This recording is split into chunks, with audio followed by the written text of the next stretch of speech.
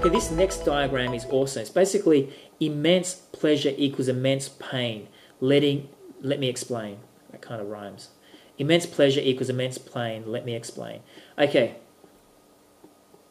So it's a little model I've put together. It's basically the rubber band model. So what happens is this this jelly bean shape on the edge here, what that is, that's one of our, we talked about it earlier, our samskaras, or one of our stuck states.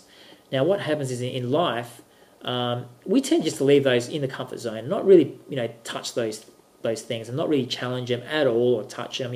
If people question us about it, we just go, oh, okay, whatever, and put it in a little basket and just leave it there. Let it sit in the little basket and not touch it.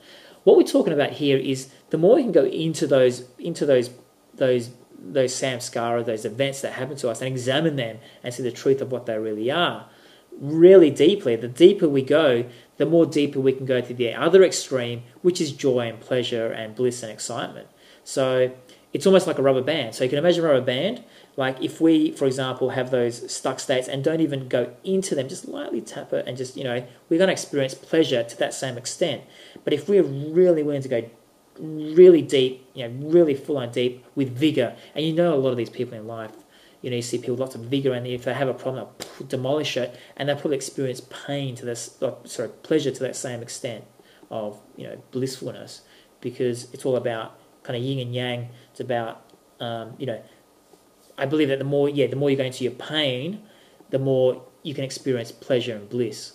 And it's by living in that comfort zone and not challenging anything, is that where life becomes very boring. But the more we go to the extreme and really challenge our beliefs and who we really are, the more we can go to the other end and experience the bliss.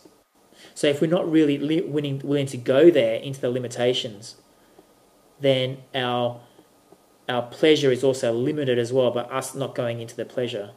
So now you might be deluding yourself and think, okay, what happens if you just go into the pleasure, all their pleasure things in life? But you see people like in life that they're always chasing these pleasure moments, and they're usually people who take drugs. I find people who take drugs, they're always seeking the next high, the next hit, and that's probably why people take drugs. But yeah, so number 9 is immense pleasure equals immense pain. Let me explain. So hopefully you learned something there, and feel free to leave a comment below, and looking forward to the next video.